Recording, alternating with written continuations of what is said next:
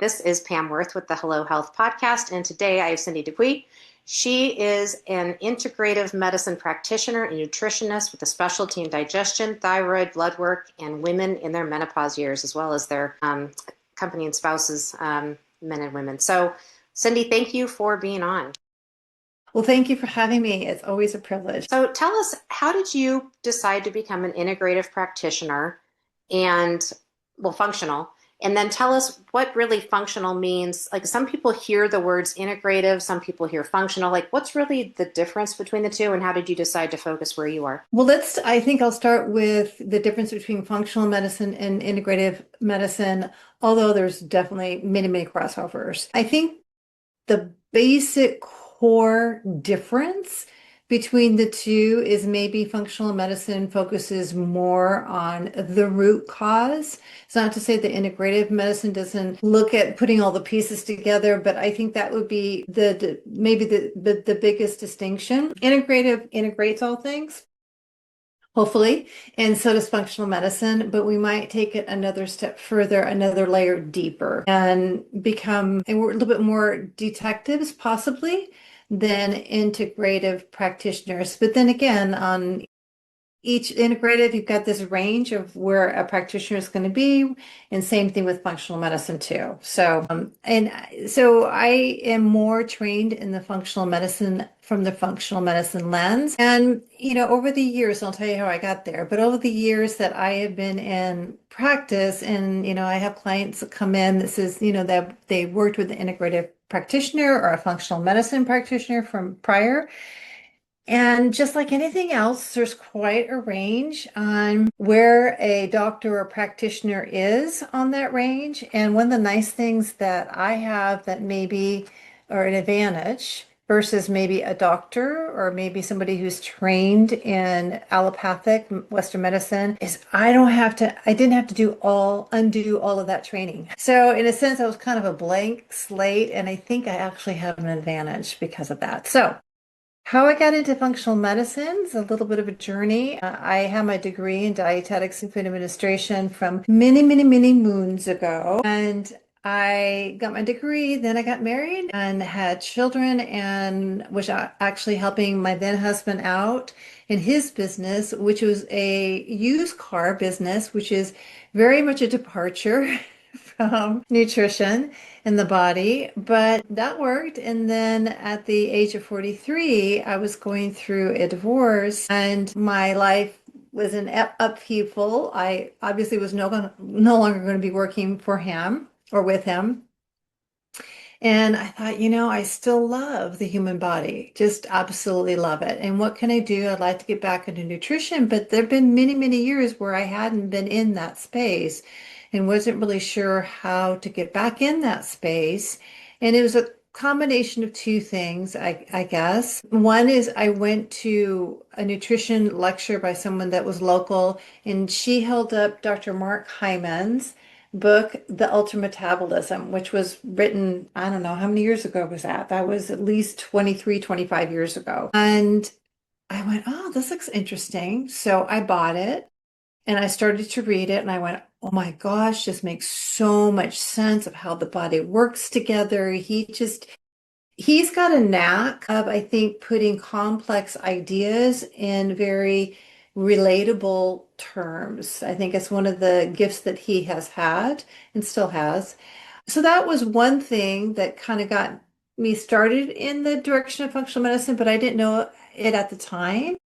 And at the same time, I was going through obviously a lot of stress, a lot of upheaval, and my digestive system was really rebelling, was not working well. And at the same time, had started yoga a year or two prior to my divorce, and it got me through. It was one of the things that got me through my divorce. And I decided that I wanted to become a yoga instructor because it was just something that I wanted to be able to give other people because it was such an important and integral part of me healing and getting through that time. So I'm still a yoga instructor 25 years later. And through that, my students started to find out that I was a nutritionist, and I'm going, oh, dang.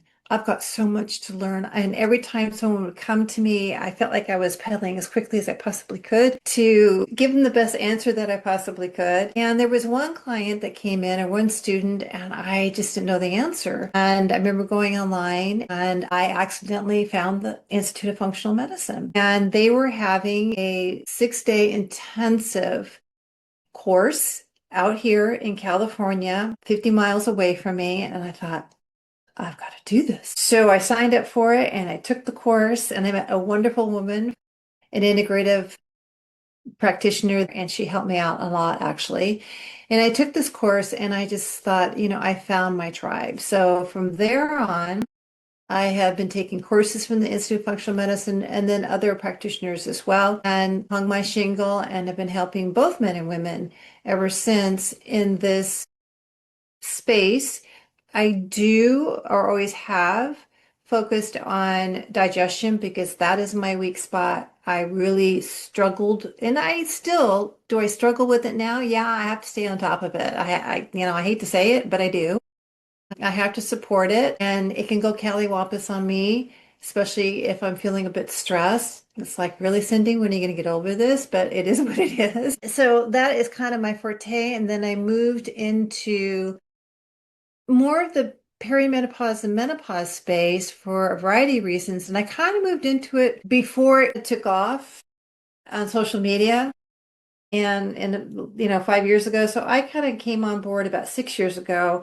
And the reason being was that, I was watching my women who had been with me for a while. So I knew how they ate. I knew their lifestyle. I knew all these things about them where they should be dialed in here. And I'm watching them lose some ground. And I'm going, I'm missing a piece here. So it was that in combination with watching my contemporaries, being in pain, their health declining, at the doctors, way more than me. And I thought, there's something to, I think, hormones and a woman's ability to move through perimenopause and menopause with vitality, with energy, with feeling great, and even looking great, that I think that can be part of it too. We don't have to focus on that part, but I think we all kind of want to feel good about ourselves, not only internally, but externally as well. So, and I had been on HRT since age 50.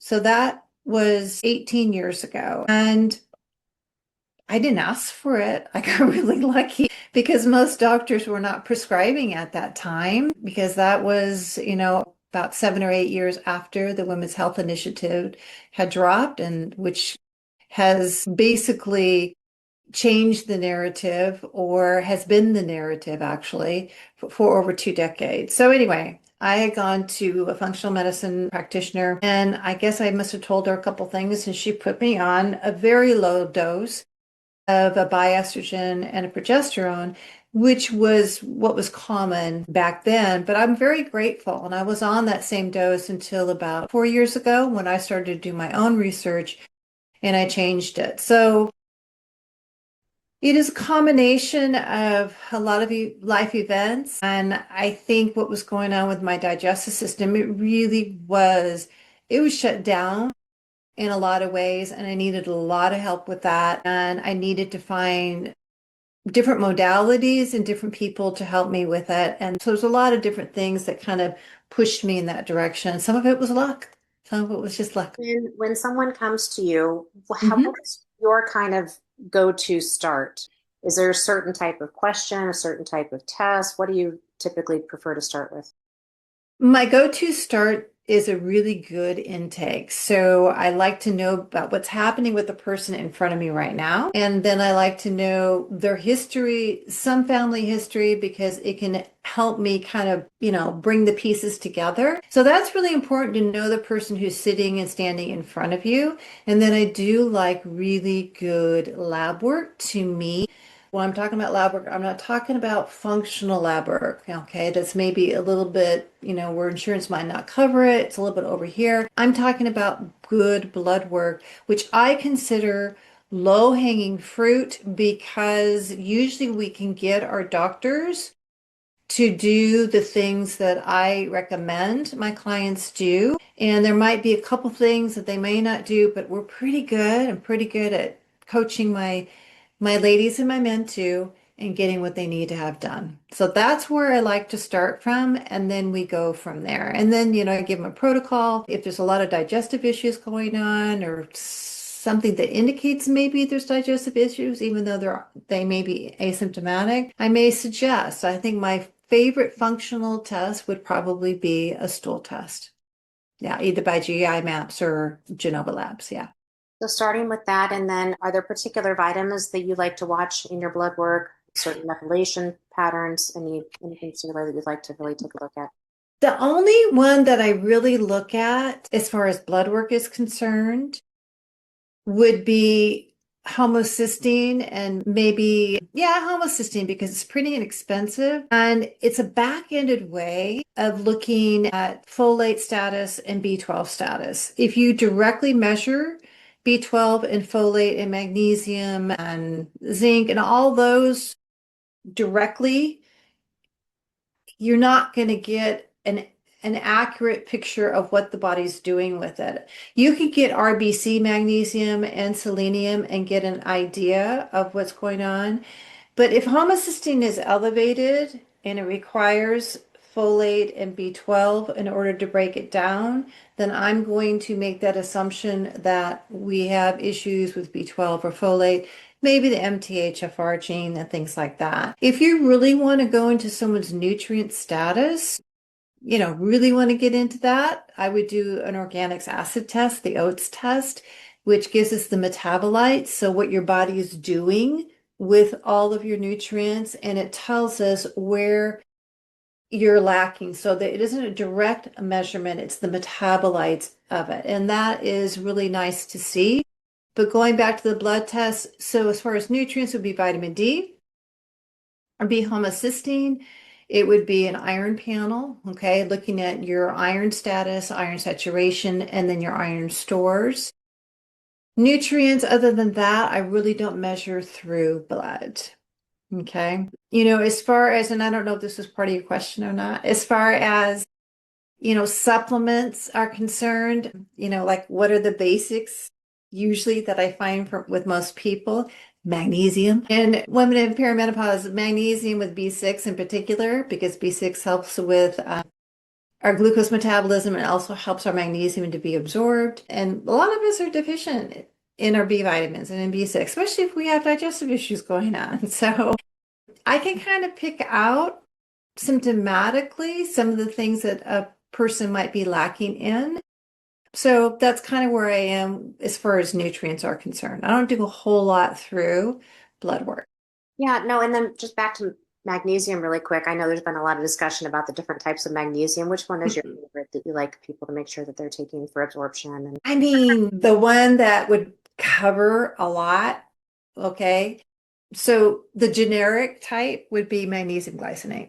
If someone is having a more difficult time with constipation, maybe magnesium citrate would be the more appropriate type of magnesium for them, or even oxide sometimes if we're really having a hard time for a while. It's that magnesium oxide is not really absorbed very well, but it pulls water out and puts it in the colon to make bowel movements easier. If someone's really having a hard time with muscle, then magnesium malate, and then magnesium threonate if we're trying to calm the brain down a little bit more. But glycinate is my go-to. Yeah, it is. me too. And that's something that I figured you would probably say, given, gut issues. You don't necessarily want to pile a bunch of oxide in there if you're running a little. Depends on what you're doing. Yeah. If you've got loose stools, then we got to be a little more careful, right? So glycinate or malate might be, if someone's having looser stools. Yeah. Now, do you see people remotely as well as in person? You know what? I only see people remotely now. I started that at the beginning of this year. I closed my office down. I need to get my address off my Google profile. Yeah, I shut it down, so I'm strictly remote now. Liking it, actually. Yeah. Sure. And then do you find that you can work with people in all 50 states, or are there certain restrictions that? I don't have any restrictions. I don't. And which is nice. Even with ordering tests for my clients within the 50 states, I'm not licensed the way that, let's say, a nurse practitioner or a doctor. So I have a little bit more freedom. I do, which is nice, which is very nice. Is there anything else that you want to share that I may or may not have touched on? The only thing I think I want to share is that I like to remind people that when they're having a hard time with their health, to take a breath, pause, stay curious, and understand how intelligent the body is, and getting the right people in your court is important. And if you stay open and curious, you will find that. So, sometimes it really feels like we're in a tough spot and we don't know where to go, and we hunker down, which is actually the opposite of what we should do. But we all want to feel better. We all want to take control. I totally get it. But if we can just sit back for a minute or two and open up our hands and open up our minds, I think it comes a little bit better. Love that. And always continuing to stay curious and keep asking Yeah, questions, I think is so important. So thank really you so much. important. If people want to find out more about you, where should they go?